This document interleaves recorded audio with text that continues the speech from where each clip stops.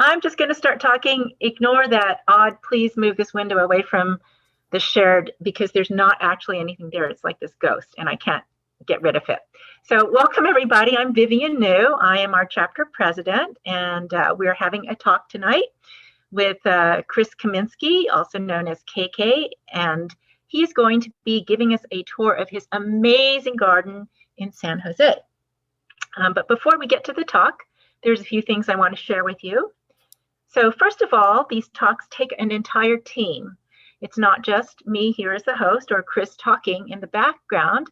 We have a QA moderator who I am not sure if Shoki is here. We have a Shoki's here now. Yeah, I'm here. Yeah. Wonderful. Hello. Welcome, Shoki. Hi. So our QA moderator tonight is Shoki, and she will be asking questions of Chris at the end of his talk. So if you have questions, just type them into the chat whenever you want to, and we'll get to them at the end. Stephanie Morris is our YouTube moderator, and that means she is going to be watching YouTube. And when you have questions, if you're with us on YouTube, go ahead and type them into the chat, and Stephanie will make sure that we here on Zoom see them and that Chris will hear them from Shoki. And in the background, making all of this possible is Madeline Morrow, who's on tech. She is the one who just started your YouTube stream, and she's going to make sure everything runs smoothly. And of course, our featured presenter tonight is Krzysztof. So if you don't know already, this talk is sponsored by the California Native Plant Society, which is a nonprofit environmental organization. Our chapter is the Santa Clara Valley chapter, and it is one of 35 chapters which spread across the entirety of California and Baja. And we even have one chapter that isn't associated with a physical location. It's our bryophyte chapter, which is focused on mosses. So our chapter covers Santa Clara and part of San Mateo County. So it's the southern part of San Mateo County up until around San Bruno Mountain. And the goal of CNPS is to save California's native plants and habitats, and we do that through science, education, conservation, and gardening. And if you are not currently a member, we would love to have you join. And if you join, you get all these wonderful things. You get these two amazing journals, Flora and Fremantle, which is actually in the process of being renamed. You will get our chapter newsletter, The Blazing Star, which tells you about these wonderful talks and lots of other interesting things. And you get discounts at various nurseries. So if you are not a member, please think about joining. And you can do that at cnps.org/join. And coming up in just a few weeks, we have Native Plant Week, starting on April 17th, which also coincides with the beginning of our Going Native Garden Tour, which, like last year, is going to be virtual again. But we will have our kickoff meeting on Saturday, April 17th at 11 in the morning. And we will be featuring public native plant gardens at that kickoff. So you can actually go and see those gardens yourself in person after the kickoff. But there will be other private gardens as well. So if you are not familiar with the tour, actually you'll get a great intro to it by seeing Chris's garden tonight. And there's tons more on the tour itself. So just go to gngt.org and register, and you'll get all the pertinent information.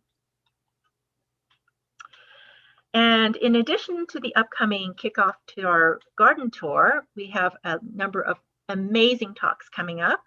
We have native plant pollinators, April 7th, and that is with Juanita Salisbury. Then following that, the next week, we have gardening for native bees with John Kehoe. And then the week after that is Flora of the San Joaquin Desert with Ryan Odell. All three are going to be amazing, so I hope you'll be able to join us. And then on Friday, April 23rd at 7, we have our photography group meeting, which meets once a month on the fourth Friday. If you just like looking at beautiful pictures of plants, you're welcome to join. But if you're a photographer and you want to share some pictures, we would also love to have you. It's open to everybody, And you can find out more about it on our website, cnps-scv.org, or our meetup group on Meetup. So just look for CNPS SCV. And it's also announced weekly on the chapter news mailing list. So you can get it in your email if you join our mailing list, which is right there. You just send a message to this very long email address, which you're probably not going to have time to see, but you can just go to cnps-scv.org and you'll get information about it, basically what you're seeing here on the slide. So you don't have to rush and write that down. Just go to our website. We also have a nursery, so that is one of the ways our chapter funds all of the things that we do. We have a nursery where you can buy plants, actually 24/7, although right now we are shut down for inventory, but we'll be reopened in about a week. And all the proceeds, as I mentioned before, go to supporting our chapter. So please feel free to go to our nursery, which is at this URL at the end, or you can just go to our website, cnps-scv.org, and you'll see a link to the nursery there.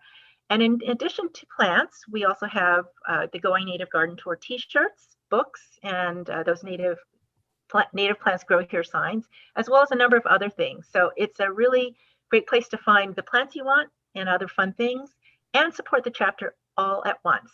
So please, please, please shop at our nursery.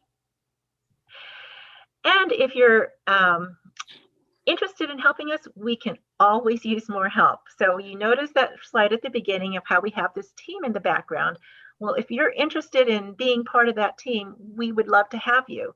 And you can join us by sending a message to either Johanna Kwan or Madeline Morrow. And their names are also on our website at on our officers and chairs page. So if you don't have time to write down the email contact information, again, just go to our website, cnps-scv.org, and they will be on our officers and chairs page. And I apologize, this odd window keeps popping up no matter what I do. I don't understand why it's doing that. At any rate, so we're about to move into the talk, but a few little housekeeping items. Please mute your microphones, and if you have any questions, as I mentioned before, please feel free to type them into the chat at any point in time. We will get to them at the end of the talk. We do expect to finish up everything by 9 o'clock, and those of you who are on YouTube probably already know this, but we are broadcasting this on YouTube and Zoom at the same time, and it will be available for viewing immediately after the talk, or actually during the talk, on YouTube. So the recording is there and it's available at any time. And tonight's program is with Krzysztof, who is a software engineer by profession, but his hobbies are collecting and photographing plants. And he also likes to grow clay-tolerant native California species in his garden in San Jose. He is an active member and co-founder of the Going Native Garden Tour, which is coming up, the kickoff, in just a couple weeks. Don't forget that. And he also maintains our tour's website. He is the recipient of our chapter's 2020 Outstanding Volunteer Award. He is an amazing person, an amazing gardener, and I am just so thrilled to have him here with us today. So Chris, it's all yours. Okay, let me start sharing the screen. Okay, I think that's the one. All right, you all should be seeing fancy wavy pattern. And in a moment, there will be something on it. Okay, there we go. So I'm going to talk about the garden that my wife and I have been planting and maintaining, well, for a little over 20 years. And let's basically start from the beginning. We moved into our house in the fall of '96. It was a brand new house and a totally empty 1 acre of clay and subsoil. Previously, what was there were apricot orchards, but all the soil was stripped and hauled away. So we ended up with basically subsoil and some clay and whatever got scraped off the hills to make space for the houses. So this is what we got. And by the time we moved in, it was cleaned up a little bit, so there was no trash. Well, but basically what you see there is what we started with.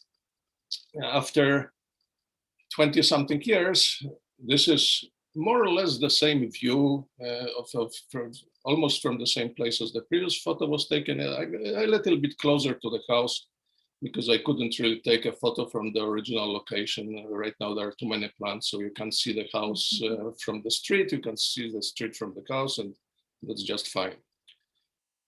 For the first couple of years, all the work that we did was done on the front of the house, and this involved a couple of things that I'll talk about later. They were not really right things to do, but well, I will come to this. The backyard stayed untouched for about almost 6 years. It got overgrown with annual grasses, and well, that's what it looked like in September 2002. 2 years ago, this is view from about the same place as the previous photo was taken. So now we have basically restored a lot of California native plants, and we ended up with 300 species or so in the backyard. Looking from the downhill, in 2002, it was still possible to see the house. And the strip that you see that was mown in the middle, this was preparation to run a water pipe down the hill so I could start planting everywhere. I had real fun actually putting in the pipe, because the ditch which round into a nest of ground wasps. So this was interesting. I had to run it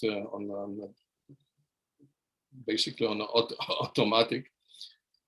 Anyway, then the next photo that is not from the same place, because again, you wouldn't be able to see anything except for green. This is about halfway up the hill and a little bit to the right. You still can see the house up there in the top near the middle. You can see a little bit of the roof. The side yard in 2002 looked more or less like this. This was the work area. There's a bunch of pots from the plants that went into the front. Several years ago, this is from I think 2016. This is more or less view from the same place, looking a little bit to the right. You still can see the tool shed. You can see, if you look at the lower left corner, there is a little white spot. That's the tool shed, and everything else is pretty much overgrown. This was 1 year when Toyon kept berries for much longer than usual, so I haven't seen much afterwards that Ceanothus and Toyon were both colorful at the same time. And this is the view at the backyard. That's taken actually today. It shows the current state.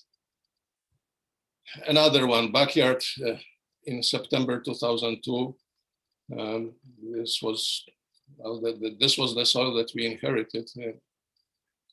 And about 5 years later, it changed. It looked like the current slide shows. This was still just the beginning of planting. There was the plants were still fairly new. Nowadays, it looks like this. The entire area is mostly covered with salvia. There are a couple of shrubs as well. There is dendromecon, there is salvia, and a couple of others.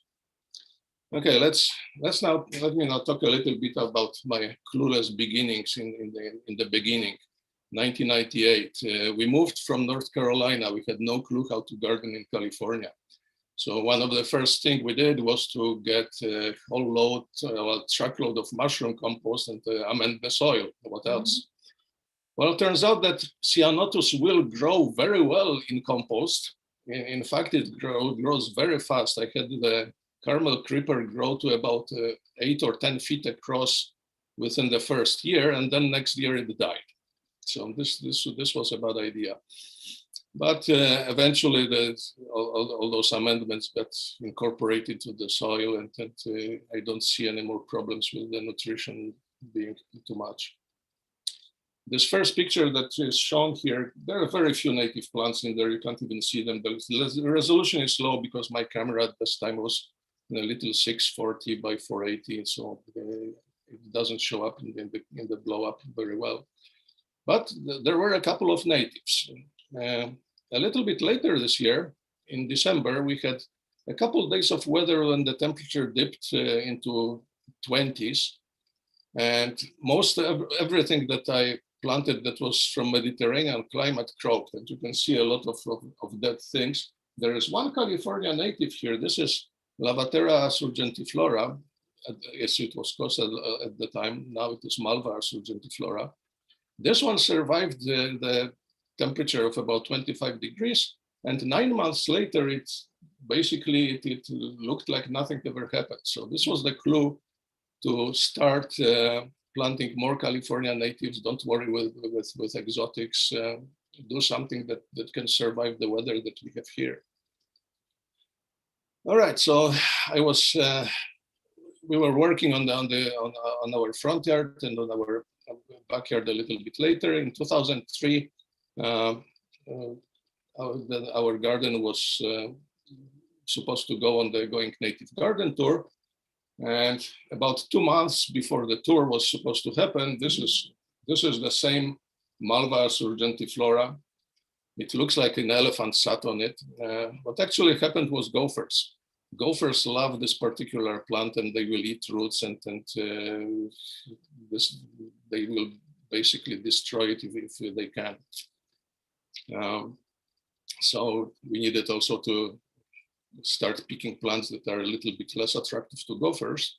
Also with this particular species, this was not a problem, because after this one died, I had about 1,000 seedlings coming all over the place.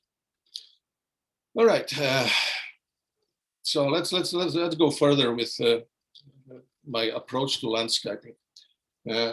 Meadowlands landscaping principles. As everybody knows, the first thing to do is to think about the overall design. Well, not really. The first thing is to buy a plant. Well, correct that. The first thing is to buy a lot of plants. The next step is the proper design. We figure out when to plant them, and then we enjoy them.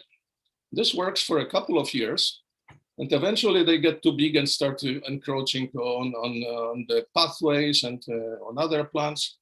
So especially it's annoying when you cannot pass by the big shrub anymore. So the solution is move the hardscape. And I'm not kidding. This is the picture from today. I'm actually moving the hardscape here. The path is getting moved because there's a Ceanothus volunteer that decided to grow right on the border of where the path previously was. So that's in the nutshell the entire approach to landscaping that we use here. All right, let's get now to the proper tour after all this introduction. This flannel bush shown here was planted in July 1998, the worst time to plant things. It survived the freeze, and well, it always looks perfect. In fact, it's probably about 20 feet across right now. And I guess about 15 feet tall. Oops, I hit the wrong button. Sorry about this. Let me quickly get through. Sorry. This was this, this was this, this was that. Yeah, that's the hardscape. That's the flannel bush. Now, this is the same area as it looks today, and literally today. This was picture taken in the morning. The flannel bush is on the left. In front of it, there is a whole row of St. Catherine's lace. There is a big maple growing on the right, and in front of the maple and in front of the eriogonums, I have one place where I actually started to try to do the proper landscaping. And by this, I mean buy more than one specimen of a plant. So this one has 4 Ceanothus Midnight Magic, 4 Ceanothus maritimus Frosty Dawn, and there is 4 deer grasses in the middle. I didn't quite get it to fix the right-hand part. This is the wild part where salt plants exist. In the summer, the buckwheat is blazing white. I love buckwheats, and I have a lot of them, and they are one of most reliable ones that you can plant. They are really carefree, don't need much water to establish, don't need any water after they are established. Perfect plants for our area. Even though Eriogonum giganteum is not our local native. In the fall, they turn russet color, which is also interesting and nice. The maple on the right, this was, I think, taken in the late fall last year. I should mention something. This maple was also planted in 1998. So now it's 24 years old. I think on the first or second garden tours, it was already almost the size that it is now. Somebody asked me how big is this thing going to get, and I said, I didn't know much at the time. I said, well, I think this is about the final size. Oh no, the big leaf maples get huge. Well, this one didn't. I consider it a bonsai maple because it's growing in basically in pure clay. It doesn't get any water. At least it turns nice color in the fall. One more picture of buckwheat that I'm going to skip. Everybody knows it. 10 years ago, the same spot looked a little bit different. There was a big Ceanothus snow flurry, and the Fremontodendron was much smaller. By now, this Fremontodendron met the buckwheats, and there is no space for Ceanothus. There is no space for Salvia that used to be there. Although some Salvia spathacea still lurks around. There are some survivors. There were a bunch of plants that I moved from the front yard to the back because they were just too aggressive. One example of this is this Artemisia palmeri.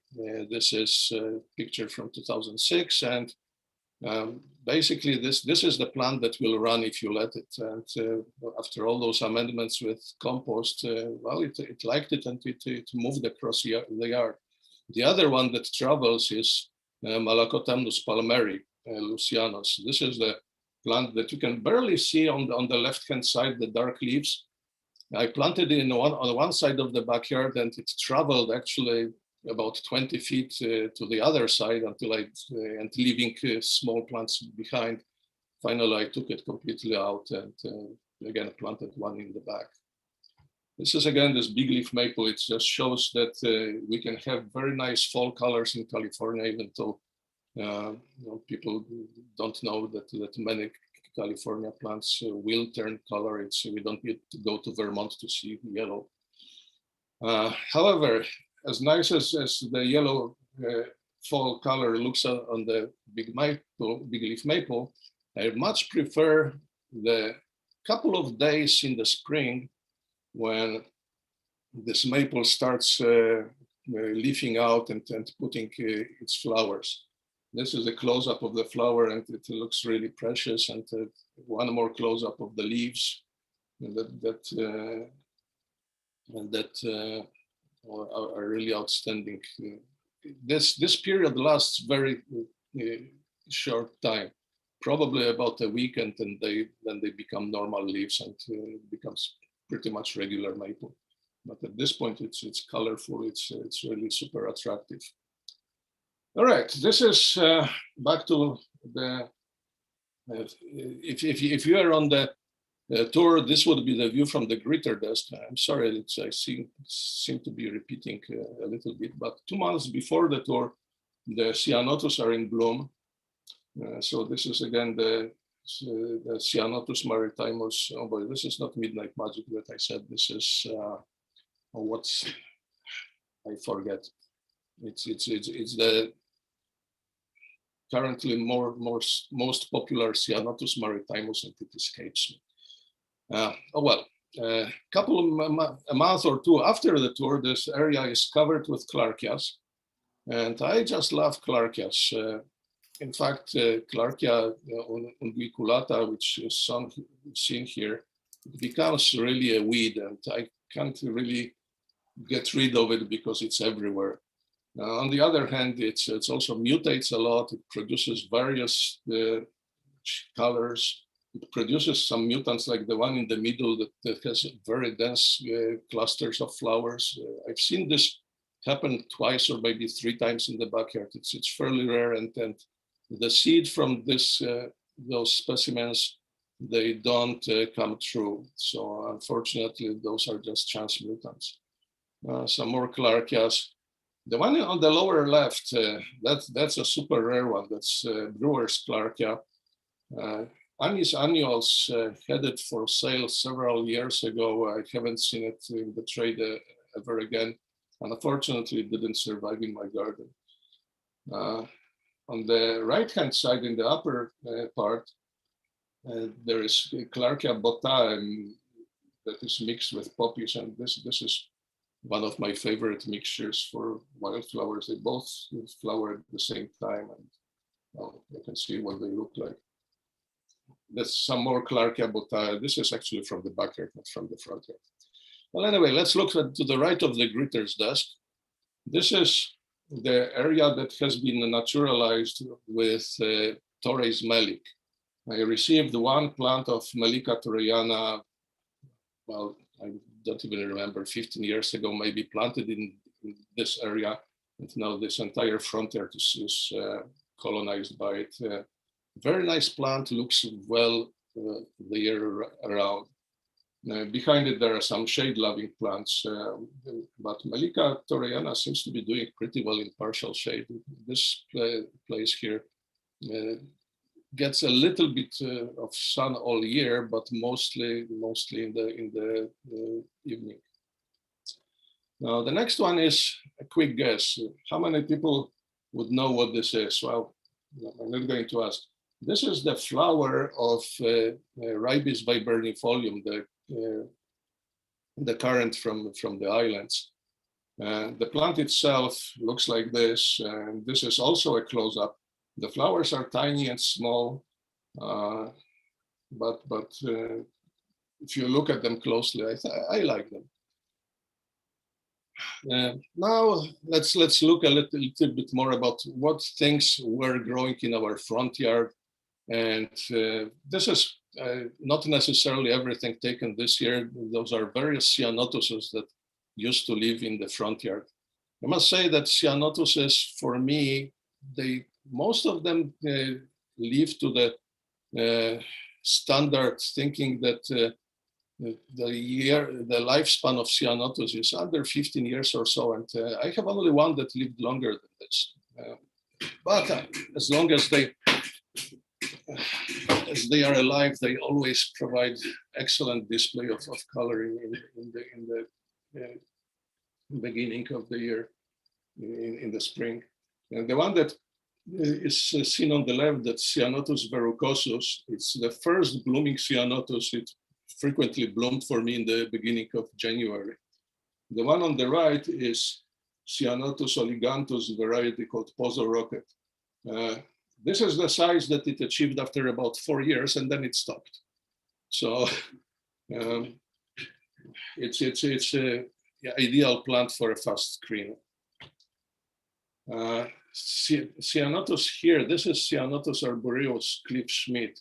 Ceanothus arboreus is also from the Channel Islands, and this particular variety has the largest leaves that I have ever seen on Ceanothus. This can be compared, this is my hand under the leaf. The leaf is about almost 4 inches long and almost 3 inches wide. It's really huge. Mixture of 2 other Ceanothuses. On the left, Ceanothus rigidus snowball.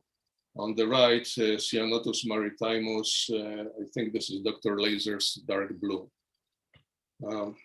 There's Ceanothus in the background on the left. That's the Ceanothus maritimus, oh boy, frosted on, yeah, and toxicoscordion in front of it. On the right is first of my unique hybrids that grow only at Meadowlands. This is some kind of hybrid of Ceanothus cuneatus with something else, but if you look at the growth habit, it grows almost vertically upright. It doesn't really to grow sideways unlike regular cuneatus. It blooms at about the same time as cuneatus. That's why I think that this was one of the parents. The other possible parent is Ceanothus megacarpus, but this one doesn't produce very big berries, so it's probably not it. Okay, some other small things that you can see in the backyard right now. This is onion, native onion, Allium amplectans. In a couple of weeks, there should be Iris annominata should be blooming. This is the picture from the past. Of course, in the front yard, I have lots of buckwheats. The most prolific is Eriogonum fasciculatum, which is our locally native buckwheat, and this one is just one of several clumps that I have. There are some more here. You can see Eriogonum fasciculatum on the right, the darker green. In front of it, there is a bunch of Clarkias growing. In the back, there is an oak. This buckwheat here that you see, the dark green ones, this started from 1 gallon plant about 15 or 16 years ago. One of the things that are hidden in the front yard, and you really have to look for them, is this California polypody. It's a fern that goes completely dormant in summer and very reliably becomes all lettuce color green whenever the rains start.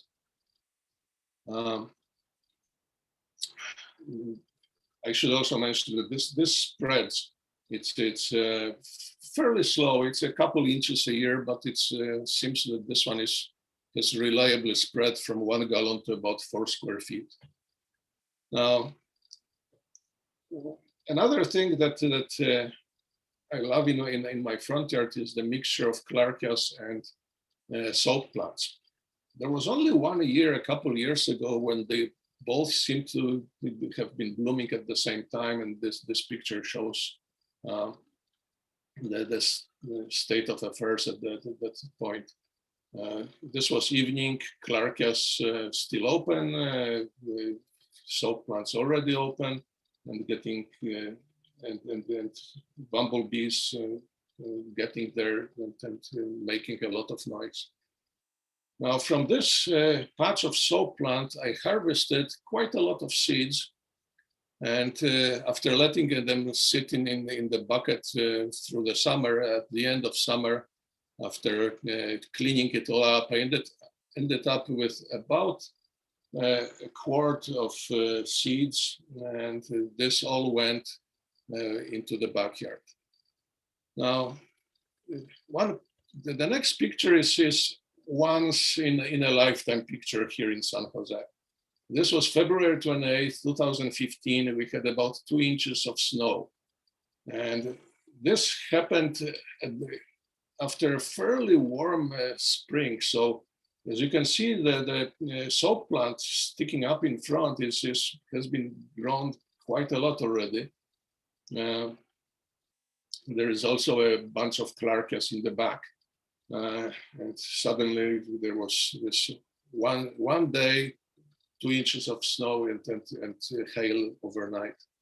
It's just something I don't think I'll ever have this experience ever again, but I think it's worth sharing.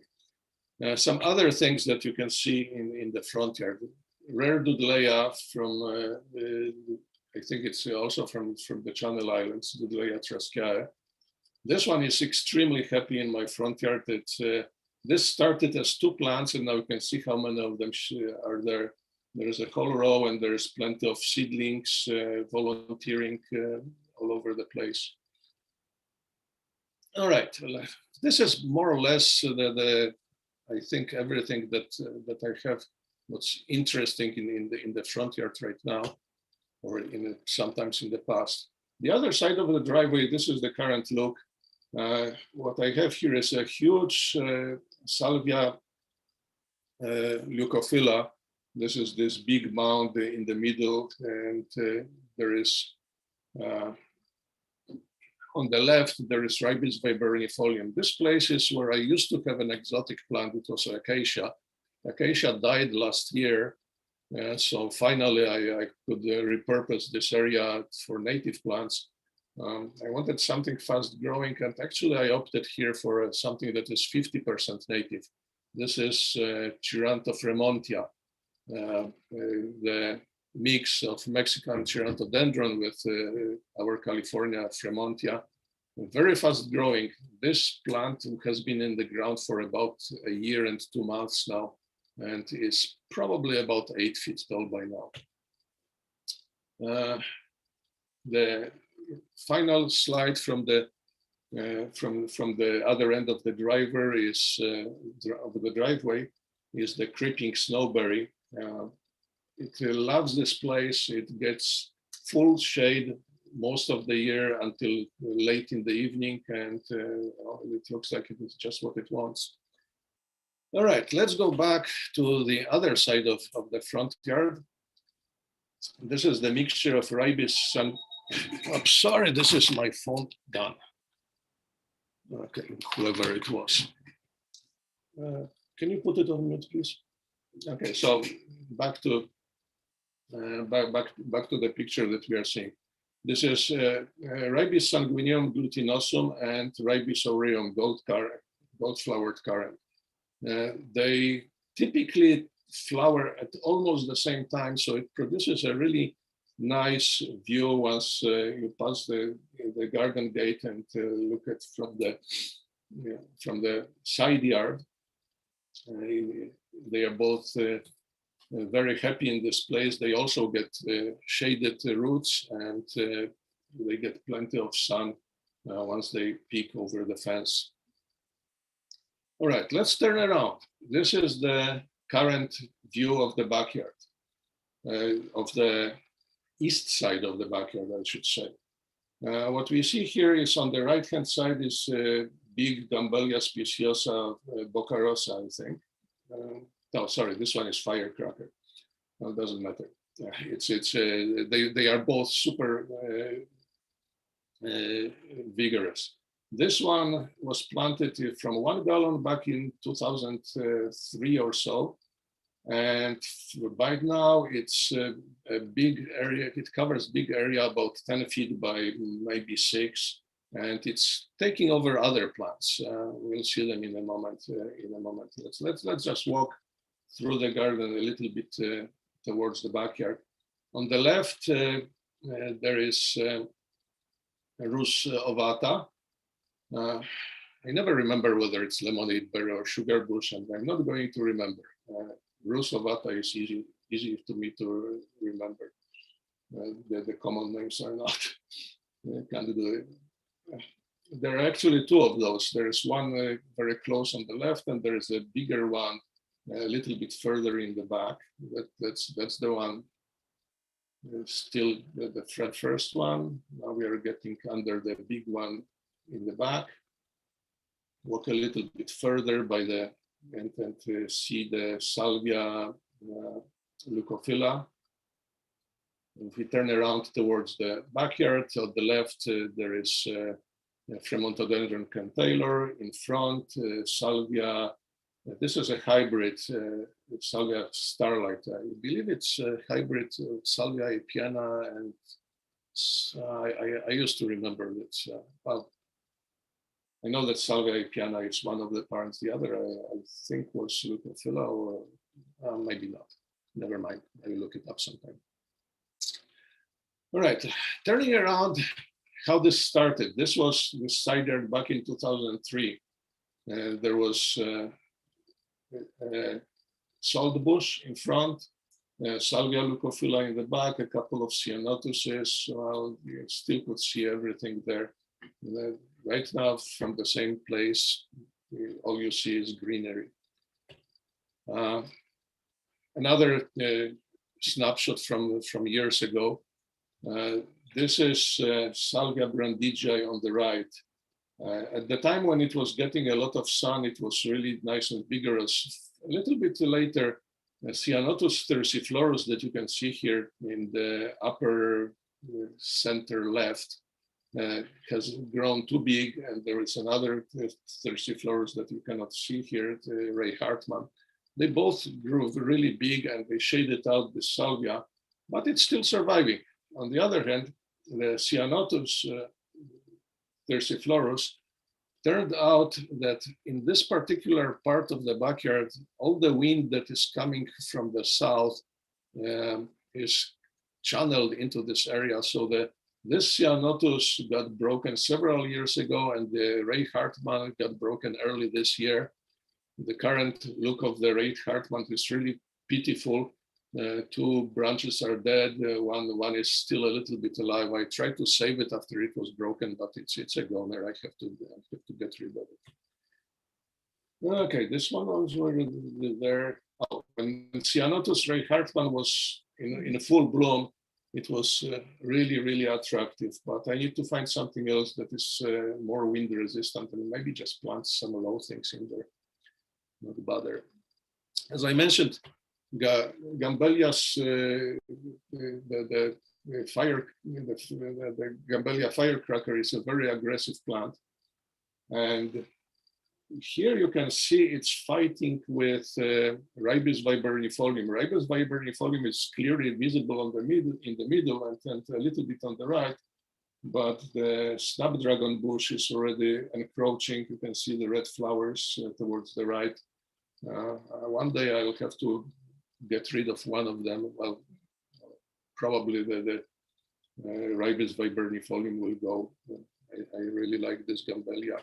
The flowers are quite outstanding. If you look at them up close, they are really precious. One more snapshot of the inflorescence from Rus ovata. Looking at some of those flowers really close up provides great. Well, they bring peace to me when I looked at them. It's hard not to enjoy them. All right, let's get to the other side of the house. This was back in 2002.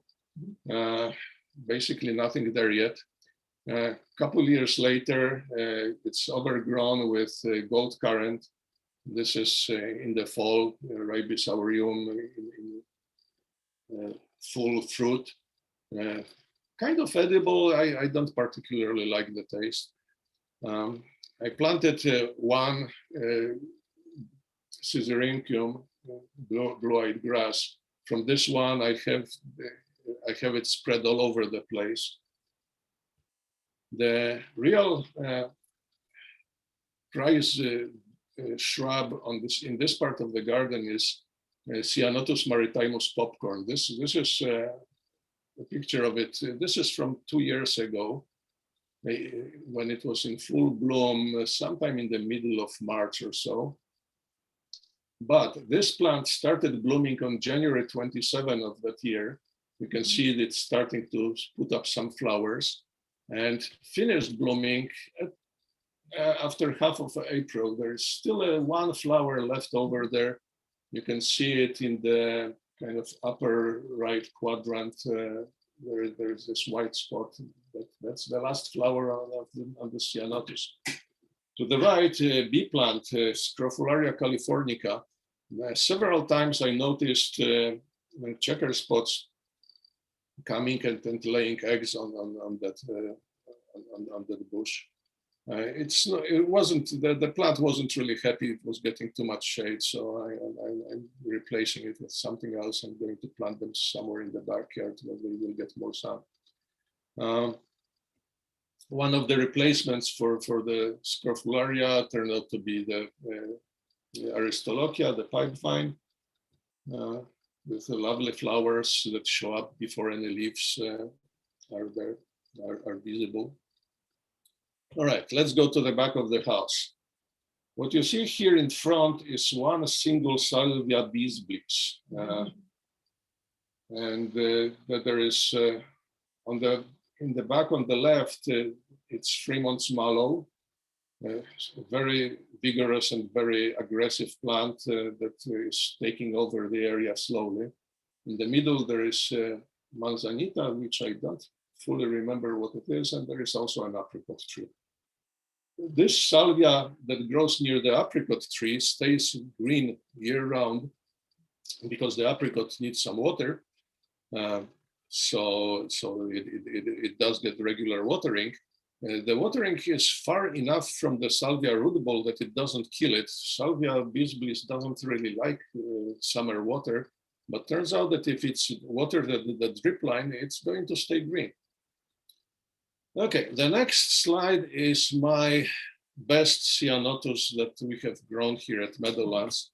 This is Ceanothus arboreus Trewithen Blue. This is the cultivar that came back to the United States from Great Britain, where it was developed. It originated in the Channel Islands. Ceanothus are planted in Great Britain apparently quite a lot. So what we have here is on the left is what I planted back in 2002 or maybe 2003.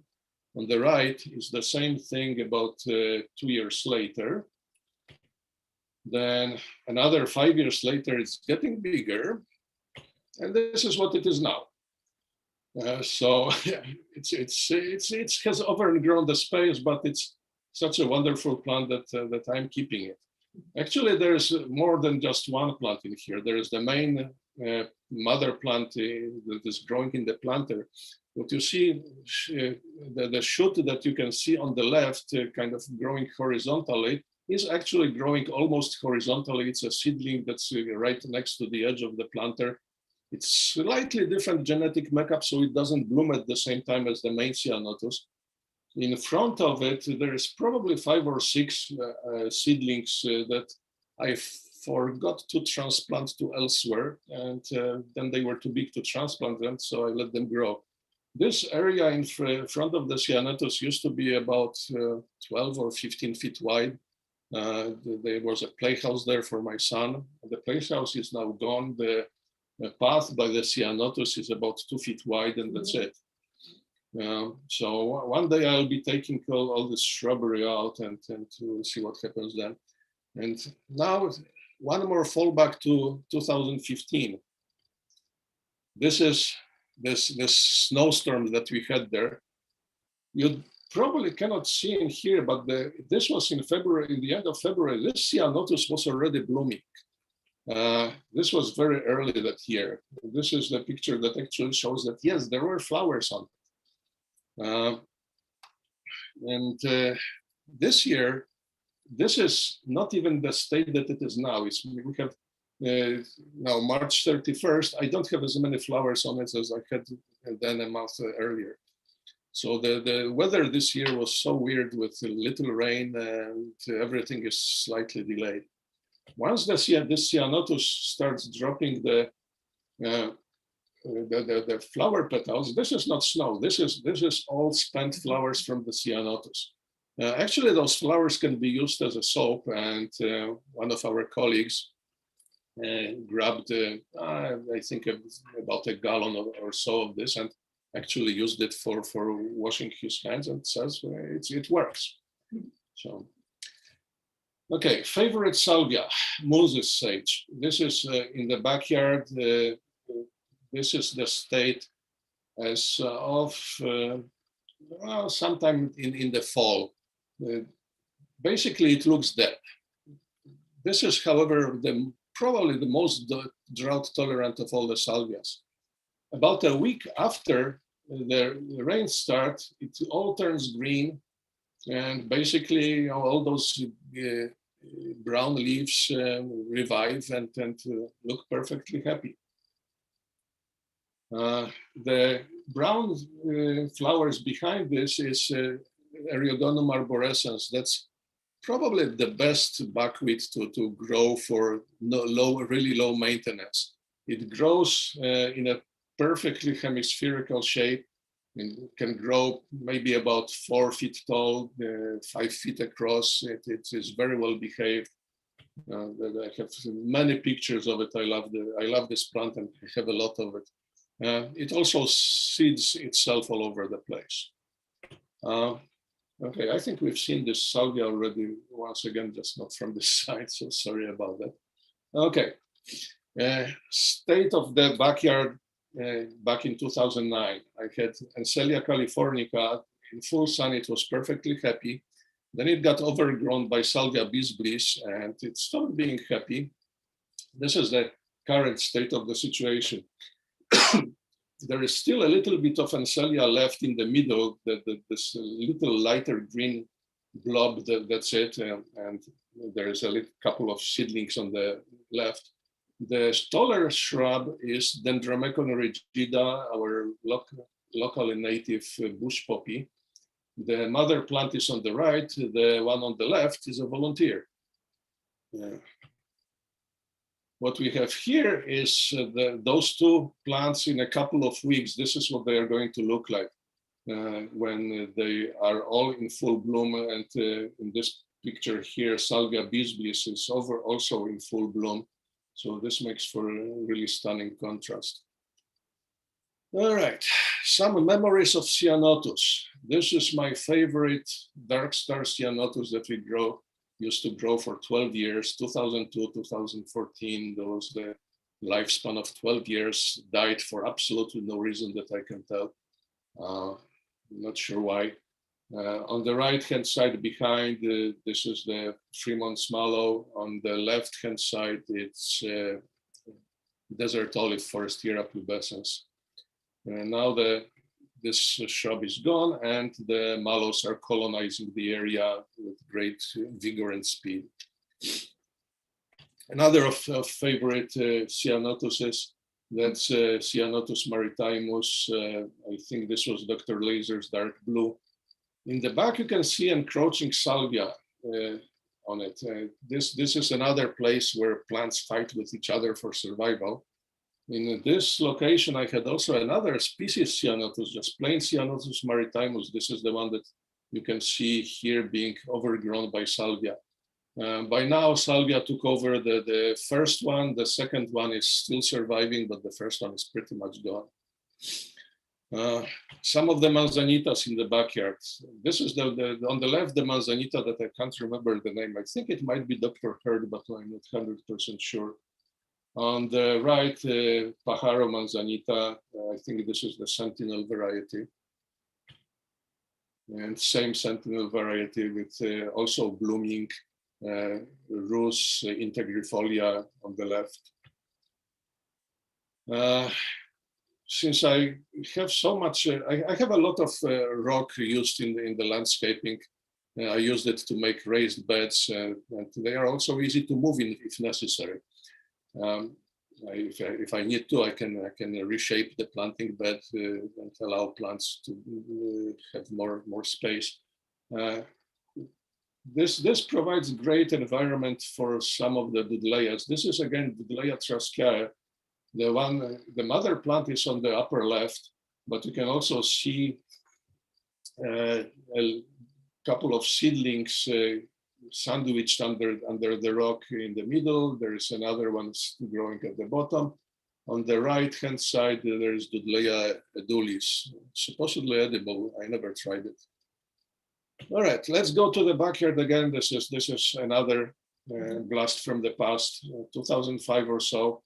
Ceanothus, Gerda Eisenberg behind the poppies. Some other Ceanothuses in the back. By now they are gone. On the right-hand side, Ceanothus. This is Carmel creeper or maybe Yankee point. They are frequently mislabeled in the trade. I think this one actually was Yankee point. Behind it, Dark Star. Behind it, sorry, behind it is actually the first location for the Fremont mallow. I later took it out and moved it to near the greenhouse where it's now taking over. Ceanothus thersiphloros cross with impressus. That's variety called Frosty Blue. Absolutely outstanding specimen. This one survived 15 years. I have to take it out this year. It got broken by the wind for some reason, and I'm not sure why. One more photo of the same area. Anyway, let's get to the way that things look today. This is in my backyard is arranged with the path is arranged into 3 switchbacks, and it's not particularly interesting, but it allows me to get all the machinery that I need to sometimes haul around. It allows me to get it to the bottom of the hill without too much effort, and then back. On the right-hand side, this is the Salvia starlight. Behind it is Rus integrifolia. If we go further along, this is kind of what the path looks. I'm just going to skip through them quickly because the idea here of those slides is just to show you what you would see if you were walking down the path. So eventually you get to a bunch of Ceanothuses on the right, and I will be talking about them in a little bit in just a moment. I'll take a couple of slides that show what we missed just by looking forward. Okay, so this is actually the last step. And what we missed the Fremontodendron. This is a species Fremontodendron californicum, growing at the beginning of this path. A little close-up of the Rus integrifolia with the dropped flowers. I don't know whether those can be used also by soap or not, but the petal drop on this one is also immense. It covers the entire area. It becomes pink. There is a Ceanothus darkstar growing in the back. This one here, oh, that doesn't belong to this series. Oh well, too bad. This is on the second switchback. This is Ceanothus. I just misplaced it. This is species Ceanothus cuneatus. It's blooms a little bit later than Ceanothus megacarpus, which cannot be seen here, but is behind it. Trust me, there is one there. Seedling of Ceanothus thersiflora. This is seedling of Ceanothus arborescens. This is one of those seedlings that I remember to take out of the area up the hill, at the top of the hill, and transplanted it somewhere. This one has been in the ground for about 2 years, and well, we'll see whether it's going to do as well as the parent plant. I don't know. I'm getting a lot of Ceanothus seedlings. They show up all over the place, and this next couple of slides, those are all Ceanothus seedlings that are my local hybrids. They were never planted, they just showed up at one point. And as you can see there, on this one on the left, there are 2 of them. One is growing properly on the raised bed, the other is growing in the steps, and unfortunately, I think I missed the time for transplanting this, so I have to figure out something. This is one place where my idea of moving the hardscape is not going to work, because those are steps in hard clay. I'm not redoing those. That's too much effort. The next Ceanothus here, this is another volunteer. This is one of the better ones that I found in the backyard. A lot of the volunteers are not particularly attractive, but this one is extremely full of flowers. It's covered. You cannot see anything from under the flowers. Just here and there is 1 or 2 leaves you can picking out from under the light lavender flowers. I'm also not sure what species hybridized it, because the only things that were blooming at the time were Ceanothus megacarpus, which is growing fairly far away. I mean, blooming at the time that this one is blooming. Ceanothus megacarpus and Ceanothus maritimus. Somehow, maybe the bees married them together and they got a seedling like this. This one definitely. This is another volunteer seedling with definitely some Ceanothus megacarpus in it. Those seed pods are really big, and they, when they dry up, they pop and spread seeds around. There is a wonderful botanical term. They are explosively dehiscent. Very, very, very nice two words that are worth remembering for the plants that spread their seeds by exploding. Salvia dorii, that's another plant that we missed going down the first switchback. This one is at the very end of it. It was planted during one of my planting method demonstrations. This was planted in 2015. Never watered after this, and it's surviving perfectly fine. The other one that is on the right, that's Ceanothus pungens. It's also it's not Ceanothus, Manzanita, Arctostaphylos pungens. Sorry about this. I'm getting a little bit confused at this point. So this is Arctostaphylos pungens, is local, I think, to the area on the other side of the bay, but works in my backyard just fine. All right, another Ceanothus that's a hybrid that came from I don't know where. The previous one that I was showing that was so full of flowers is the one that you see in the upper right. This is a completely different specimen. The other one is a bit lavender. This one is purely cream. So it looks to me that it's mostly Ceanothus cuneatus with maybe a little bit of something else, because it's blooming earlier than the only cuneatus that is in the area. And close-up of the flowers, again, you cannot see the leaves from behind them. Sorry, this was a duplicated slide. I mentioned before that I love Eriogonum arborescens and that it seeds itself all over the place. This is one place where 4 of them decided to pop up. Actually, no, there's 1, 2, 3, 5, I think. All right. One of my favorite flannel bushes. This is Fremontodendron Eldorado Gold. There are 2 bushes planted here. They are separated by maybe 15 feet. This is a plant that is supposed to grow about 4 feet tall and 8 feet across, except that this one didn't get a message. So both of those guys are about 15 feet across. Unfortunately, only the second one at the top survives. I think we had just too much rain in the recent winters, and the top Ceanothus, top Fremontodendron survives. The bottom one is currently on decline, and it's going to be dead. The interesting thing about it, this is the cross of Ceanothus. Fremontodendron, not Ceanothus. Somebody interrupt me when I misnamed the species again.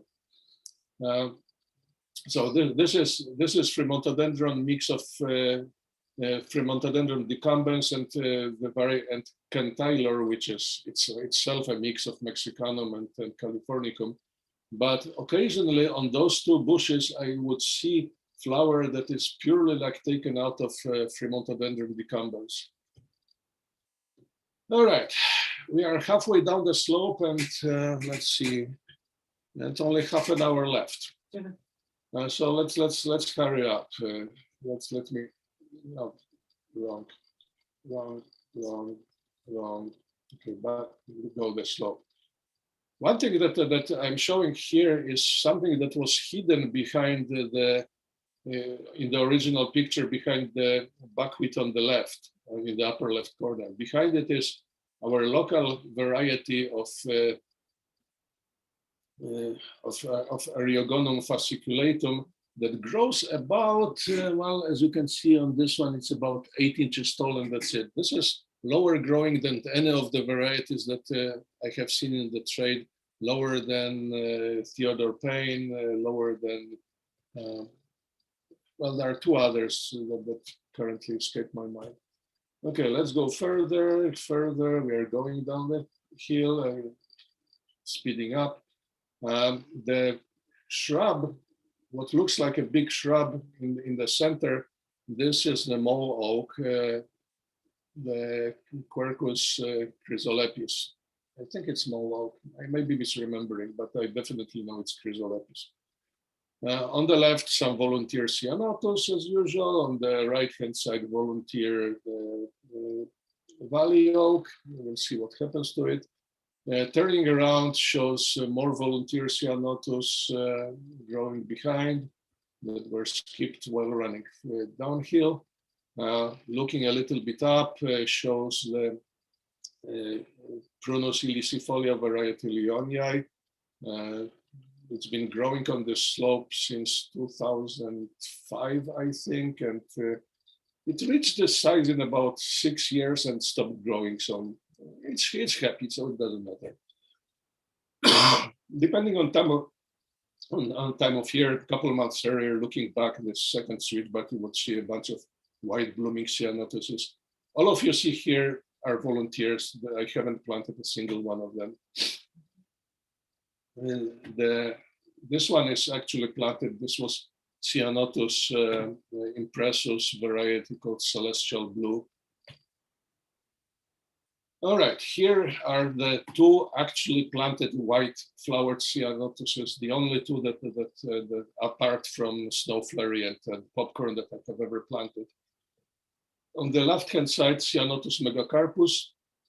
On the right-hand side, Ceanothus cuneatus. They typically don't really bloom together. It depends on the year. There was apparently 1 year when they bloomed together. This is where I took the picture. I think this is where all my volunteer seedlings are coming from. Oh, one thing I forgot to mention earlier, that's another misplaced photo. It was supposed to be at the end of the first switchback. This is a mountain mahogany growing near the top of the hill. Never watered, also volunteers all over the place. That's a major source of volunteer seedlings everywhere. Okay, this was again supposed to be gone. Okay, volunteer manzanita on the left, volunteer Ceanothus on the right, and Catalina cherry on the left, on the further right, barely visible. One of the most beautiful manzanitas. This is Arctostaphylus rainbowensis. This one is doing amazingly well here in the backyard with very little watering. It's the variety that survived with no problems whatsoever. Okay, two more volunteered Ceanothuses. This is probably offspring of the Celestial Blue that was shown earlier. All right, this is another blast from the past. This was when I had a bunch of Fremontodendrons surrounding one big Ceanothus concha on the back slope. By now they get replaced with other things. Another look at one of the seedlings that came from nowhere. That's another very floriferous offspring of Cuneatus and Megacarpus. Salt plant. Salt plants started growing everywhere after I spread the seeds from this crop that I was showing earlier. This was actually from the crop that was a couple of years sooner. Now I'm harvesting both this and that, and I'm hoping to have entire backslope covered with salt plants eventually. Third switchback. We are almost at the bottom of the hill. This part is sorry. It's rather boring. So let's look back at some other volunteers that happened by. In the spring of 2018, I noticed one seedling that looked to me suspiciously like a Fremontodendron. A year later, it definitely was a Fremontodendron, as you can see it on the right. A year later, it was about 3 feet tall. And this is the current shape. It's about 6 feet tall, so it's a local Meadowlands Fremontodendron variety. Growing very upright. I suspect it's got a lot of Fremontodendron mexicanum in it, because Fremontodendron californicum grows a little bit wider. This one wants to go straight up. All right, going down the third switchback. This is Oregon oak, Quercus garryana. This oak is has most amazing leaves when just after they leaf out. They are all very glossy, very deep green. It's really a sight to behold. Oh, well, more white Ceanothus, more. This is not white Ceanothus anymore. This is what my backyard looks in the summer. This is all volunteer buckwheats. There is fasciculatum on the left. There is behind it, there is giganteum, more fasciculatum and giganteum all over the place. Ceanothus ceaneus. This is something that I planted back in 2006.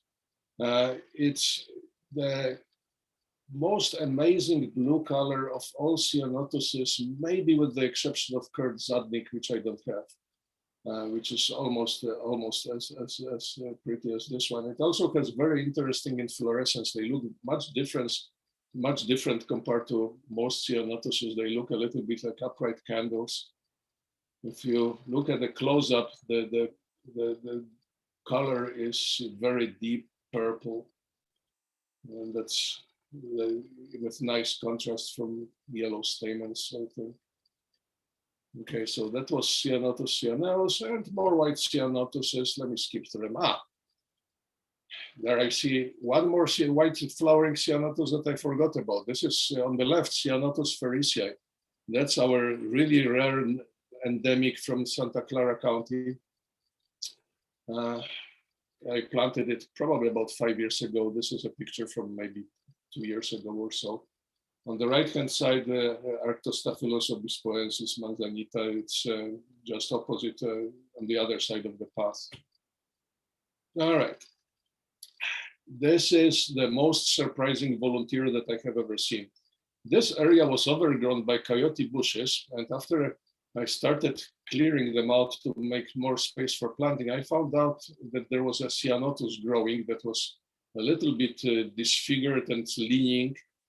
So this is why it has the stake. I staked it up. This is some kind of Thersiphloros hybrid, I think. But again, it's got this weird habit that it just wants to grow in one direction. We'll see what happens with it in a couple of years. Back on the slope of the hill, Ceanothus concha, and on the left, Ceanothus perplexans. Oh, that's this number 6 white Ceanothus that I forgot about. This is a little bit more of Ceanothus perplexans in full bloom with a snapshot of what it looks close up. And a close up of the leaves. This is called cupleaf Ceanothus, and you can see on the right that the leaves they do look a little bit like tiny spoons. At the bottom of the third switchback, Artemisia californica. That's one of the completely foolproof plants. Just plant water once and forget about it. It grows forever. On the left, barely visible, that's a big leaf manzanita. All right, now we are in the lowlands. This is basically a jungle that is probably 50 to 60% covered with coyote bushes. Those coyote bushes at the bottom of the hill, they grow easily 10 to 15 feet tall. And this is all variety, just standard variety of coyote bush, none of those low-growing cultivars. I had one plant that I planted at the top of the hill. The plant turned out to be female, so everything else is the progeny of this one thing that I planted back in 2004, I think. Some manzanitas at the bottom of the hill. This is Howard McMean and Harmony. Howard McMean is a little bit more vigorous than Harmony. Both are varieties of the same Arctostaphylos pajaroensis, I believe. And butterflies love those guys.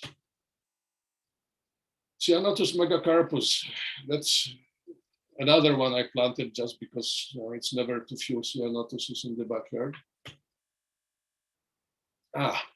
Another of the hybrids that showed up out of the blue.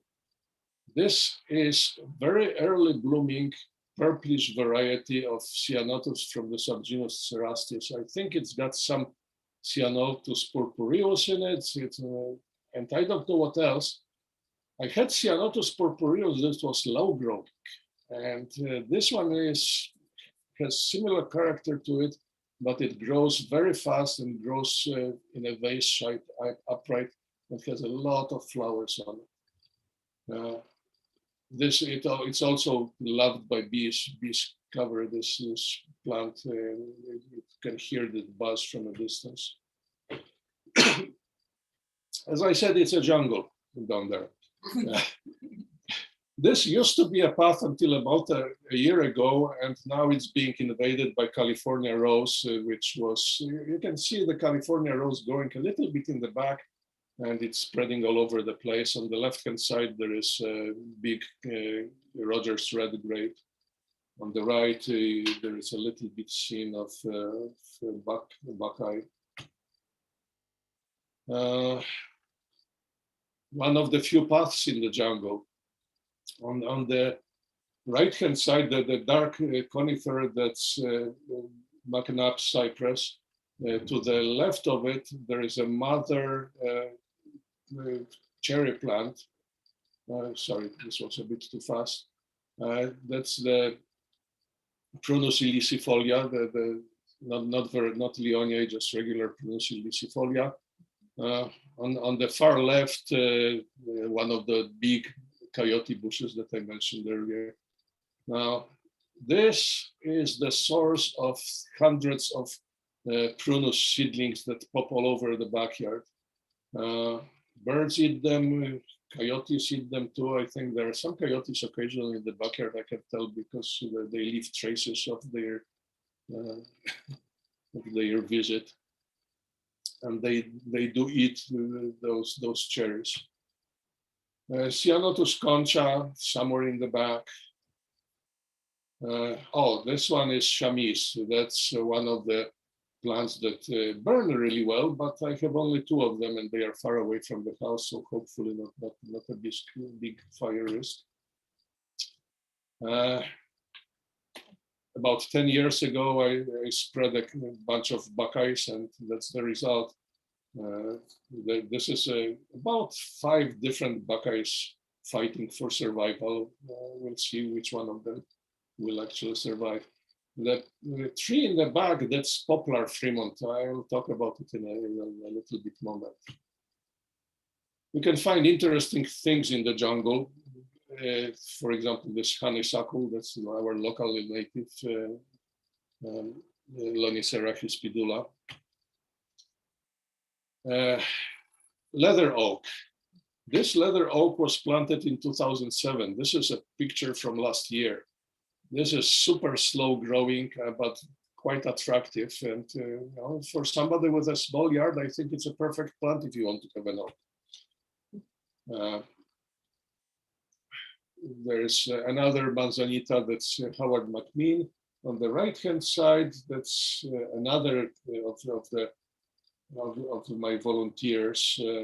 Actually, I think this is the same one that I talked about before, except seen from the other side. Yeah, that's the one. Oh, one of my favorite Ceanothuses. This was Ceanothus Berkeley skies. Very vigorous, very early blooming.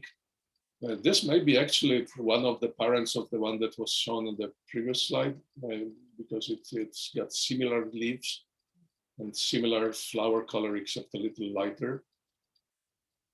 And also it has this upright vase-shaped habit, although after several years it widened. It has a lot of flowers and they have very nice sweet smell to them. Okay, as I said, plenty of coyote bushes in the backyard and plenty of female coyote bushes, which means I will never run out of them. That's one of the females. Also, Ceanothuses in the backyard. The one on the right, the blue one, that's Ceanothus impressus nipomensis. The one in the middle that's kind of looks like white, but it really is blue. It's just the light that it's reflecting like this. That's the Ceanothus Louis Edmunds. That's I know that normally Manzanita is associated with the cultivar named Louis Edmunds, but there was also a Ceanothus Louis Edmunds. It's probably not in the trade anymore. I found that them many years ago, and I haven't seen them ever since. And the nursery from which I got it doesn't have them anymore. They are not planning to have them either. And as I said, coyote bushes. Those are coyote bushes in the back. They are easily 10 to 15 feet tall. The golden berry toyon Davis gold. That's another plant in the jungle that you have to really look for because it's covered by coyote bushes from all sides. Ceanothus tomentosus. This one is not white. This is very, very light lilac. It's in full bloom about right now. A couple years ago, I have also planted Ceanothus spinosus close to this one. This is the current size. It's also now in full bloom.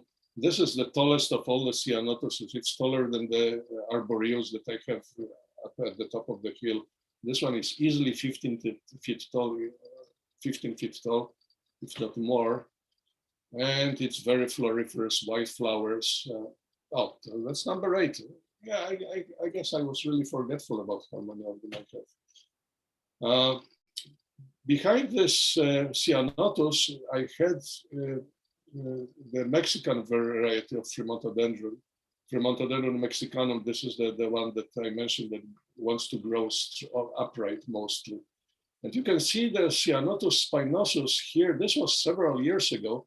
On the lower left, this is the Ceanothus, the same Ceanothus spinosus that is now 15 feet tall. It has overgrown the Fremontodendron. I didn't expect it to grow that big, frankly. It shaded Fremontodendron, and Fremontodendron as of this year is dead. The Fremontodendrons don't like being shaded at all. It's the ones, the big cultivars. Apparently, the Fremontodendron decumbens can tolerate a little bit of shade, but Californica and Mexican don't. This is Fremontodendron variety San Gabriel. Back in 2016, after I took out a huge coyote bush that grew in front of it. And you can see that this plant is not happy, it's really sparse, but as soon as it got 2 years of sun, the same plant 2 years later, full of flowers, full of leaves, really happy. Okay, back into the jungle. The Quercus berberillidifolia, this is the scrub oak. It's supposed to be growing about 10 feet tall. This one is a little bit happier, it's maybe 15. You can see the characteristic shape of the leaves on the right. This is the one oak that gets most of the wasps attracted to them. You can see on this one that it's got several dozen of galls all over the place, and there are more already fallen down on the ground. This one is always covered. Okay, down at the bottom of the jungle, Fremont poplar. I planted this guy in 2003, so it's now 18 years old. The bucket that you see on the left, this is a 5-gallon pail from paint. It's a little over a foot wide, so the entire trunk here is, well, a little over 2.5 feet, maybe nearing 3 feet. The tree itself grew to about 60 feet. I actually measured it at some point, I think 2 years ago. It was 55 feet tall at the time, and now it must be a little bit taller. You can see a little person down at the bottom. That's my wife with our dog. So it gives you the scale of how fast this thing can grow in 18 years. The funny thing about it, I planted another one on the other side of the yard at the same time. And the difference between the two is that this one that is shown here is growing at about 6 feet higher elevation than the big one. So during winter, all the water runs off to the other corner of the yard. And this one didn't get its roots into the groundwater until maybe 2 or 3 years ago. It was really tiny, and I was wondering what's going to happen to it. But the big rains that we had in the last 2 years really helped it. So now it's picking up, and it's getting there.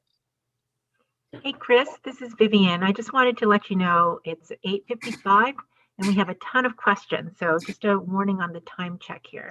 Oh, okay. Well, 12 slides left, but the rest of the slides are only slides of various volunteers. Well, yeah, I have 12 slides of about 4 volunteers per slide of different things. Yeah, I wanted to show what they look like when they are really small, but never mind. Let's fine. We can stop it, and I can actually go through those, show the slides while answering the questions. So that sounds like a great idea.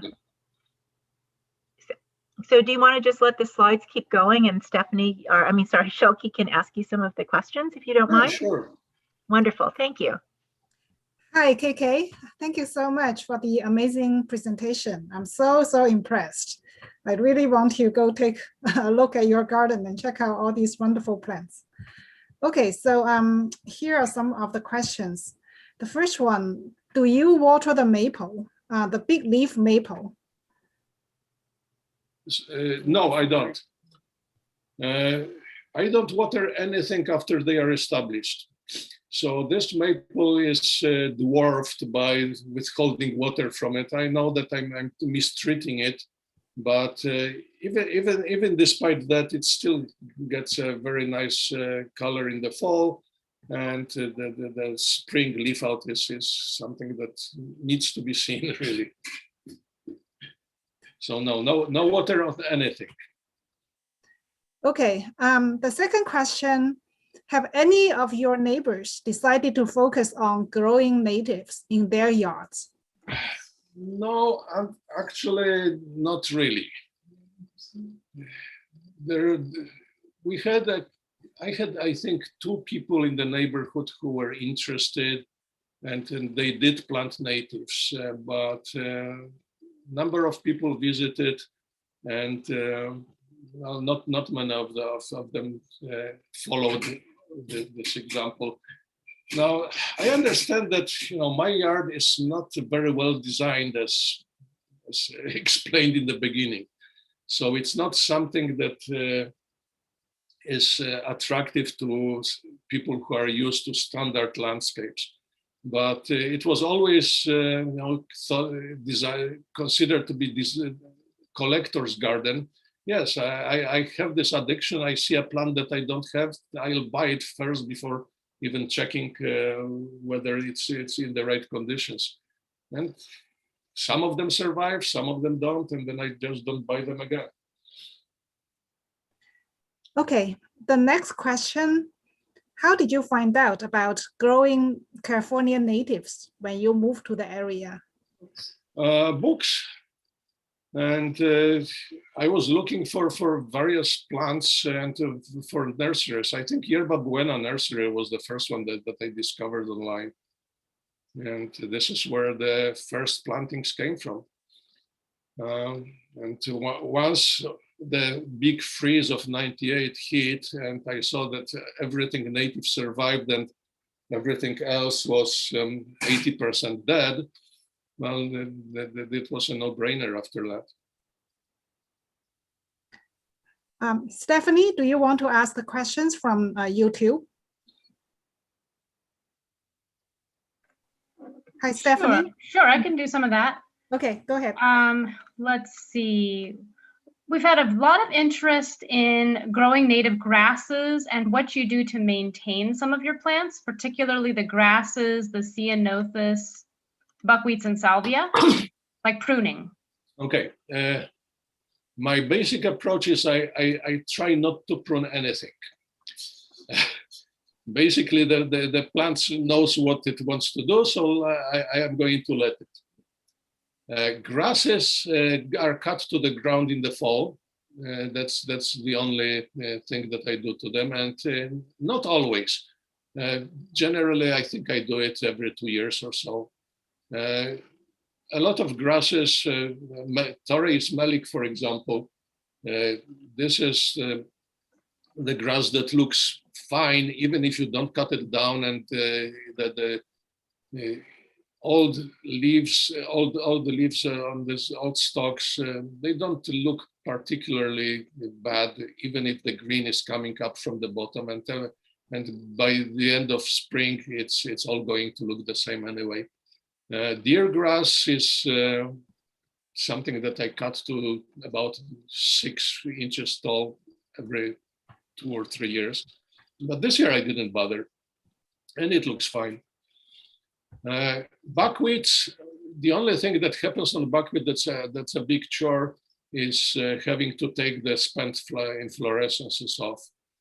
So that's probably a day of work sometime in the fall, or actually that's more like in the spring, because I'm always too lazy to do this. And if you don't take them off the next year after they dry out, they are really easy to snap off. Because the first year when they are still on the plant, you need to cut them. You need to go to everyone with clippers and cut them. And after they are dried out, you just flick them with the finger and they snap.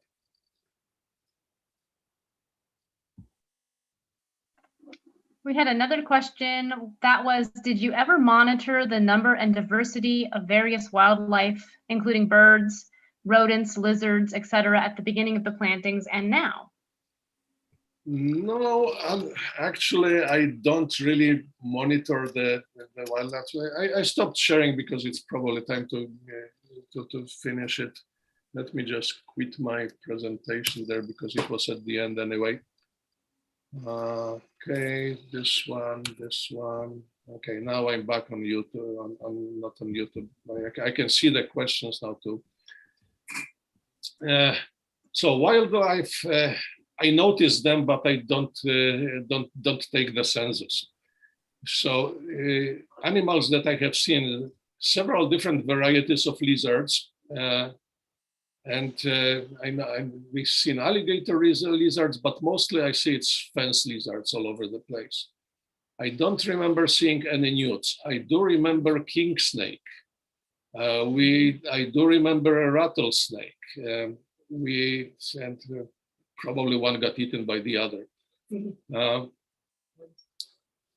Garter snakes, gopher snakes. We had possum in the backyard. We had jackrabbits. In fact, let's say jackrabbits wise, let me quickly do something here.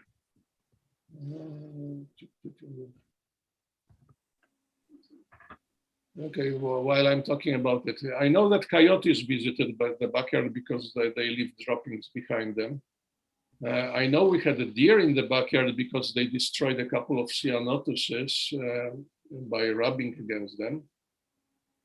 Oh, bingo! If I don't show myself, there we have a jackrabbit in my background. This was in the front yard this year, and there were plenty more of jackrabbits in the back as well. Quail come to our yard all the time. There are a couple of families live them. I remember seeing a whole family on my deck, about 5 birds parading. What else we have? Turkeys. We get turkeys, we get buzzards. California foxes.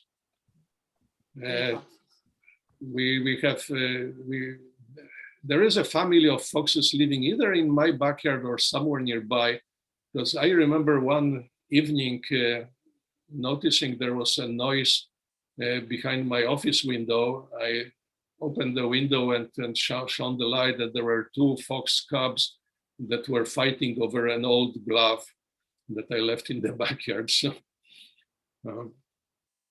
And yeah, plenty of bees, plenty of pollinators, plenty of butterflies.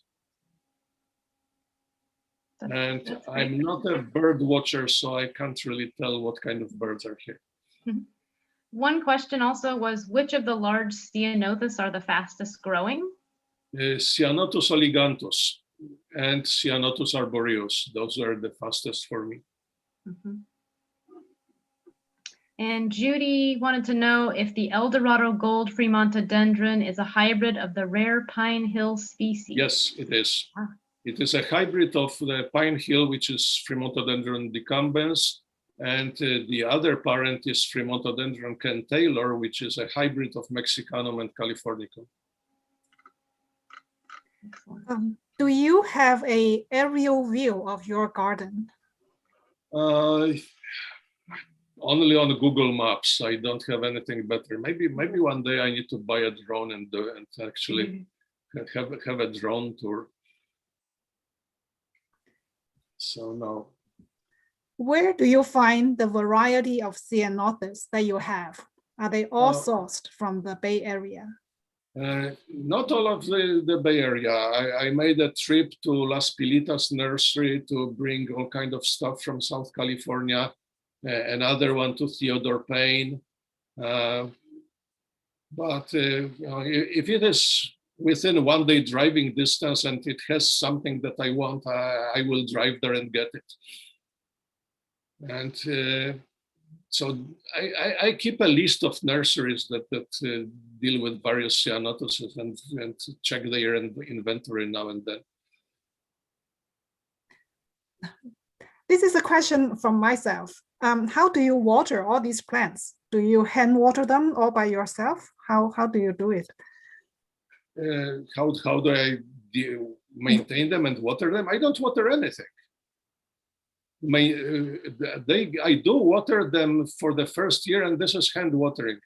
I use a 5-gallon bucket, like the one that was shown next to the Fremont poplar, with a little hole, pinhole at the bottom, fill it with water, leave it near the plant for a couple of hours.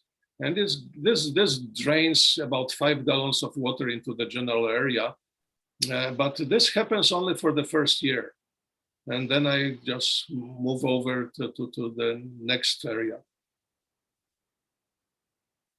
But I do have one leftover piece of drip irrigation. At some point, I used to have drip irrigation all over the front yard. I realized that I don't use it and they get in the way when I try to dig a hole. So it all got ripped out. And everything in the front yard survives on the rainfall only.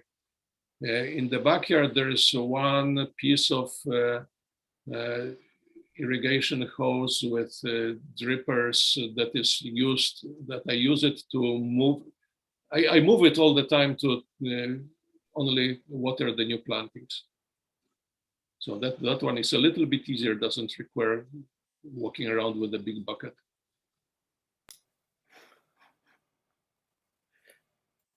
There was one more question from Cynthia Topaldos. She asked if you can say more about the Fremont's mallow, which I'm not quite sure exactly what that means, but. Well, I'm not sure. What can I say about it? It's very vigorous and it's invasive. It will travel underground. In fact, it is planted on the terrace that is 3 feet above the surrounding, above the slope. And this thing has started already growing at the bottom of the terrace. So it went 3 feet down and sideways. Plant it if you have space for it. or just keep picking up the seedlings that pop up. Actually, this might be probably a good idea for me to start potting them rather than discarding, because those should be really easy to propagate.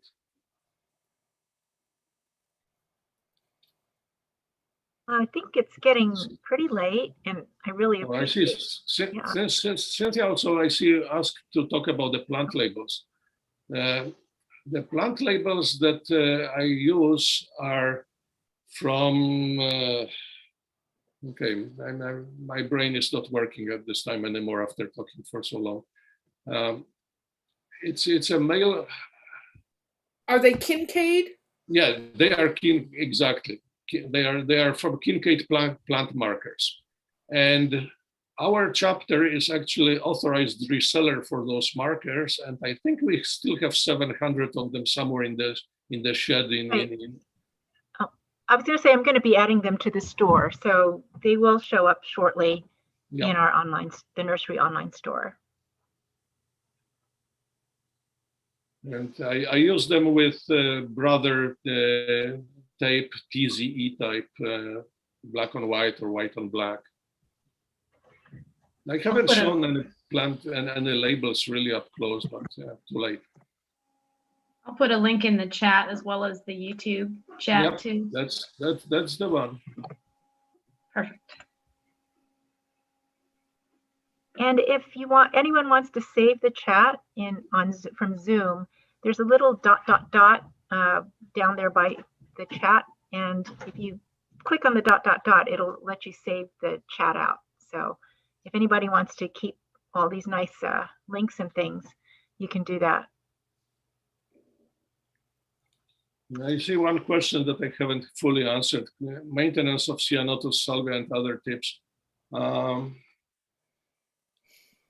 Ceanothus, I did try experimenting with a couple of them, basically tip pruning to make them bushier and denser. It's too much work, and if you let them grow, they look almost the same. Salvia, that's again, the issue is doing spent flowers. Sometimes I do them, sometimes I don't bother, and eventually salvia will grow big enough that it will hide it among the old new foliage. But if you have a smaller space and you want to contain your salvia, then you have to do this. You can prune them, cut them back about 12 inches in like sometime in the winter, right. And that works. There is one salvia that I actually do maintain yearly. I just remembered that's the salvia starlight. I typically cut it down all the way to about 6 inches off the ground, with leaving only one leaf on every branch, and it springs back to life from that just fine. It gets fairly big very quickly, and it looks kind of ugly when it goes dormant. So that's why that's the only one that I really pay attention to.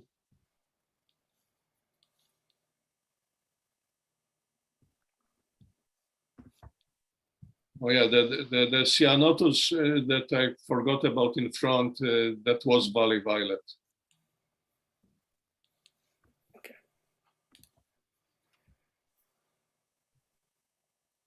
Okay, I just scanned through the Zoom comments, and I think I'm happy that I answered everything. Anything else from YouTube? Yeah. I think we caught pretty much everything. Okay. Well, sorry it took so long, but an hour and a half, it's kind of short, because if you visit this garden in person, you really should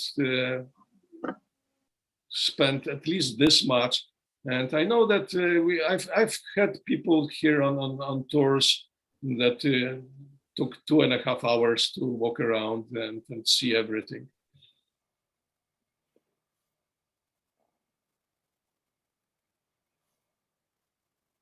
Yeah, I think Arvind is the record setter here. Vivian, you're muted. Well, hopefully next year we'll have an in-person tour again, and your garden will be on it so that people can see it. Well, we'll see. I'm not sure if I'll recover from the damage that the last two winters did. We got way too much rain, and quite a lot of plants died, I think, because of too much water. But we'll see. Thank you for showing us your garden virtually. That was amazing. You're most welcome. Well, my pleasure. And thank you for staying late and answering the questions. And thank everybody who's watching for sticking around. Really appreciate it. That was just incredible. And a reminder to everybody that the garden tour kickoff is coming up on April 17th. So thanks to KK, who does so much for the tour. We wouldn't be able to have it without him. We just really appreciate you, and thank you again. And thank you all for being here. And I think we're going to be wrapping the evening up. You can watch it again on YouTube, though. It's available right away. So, Madeline, if you want to. Thanks, everyone. Have a good night. Thank Bye, you so everyone. much. Bye.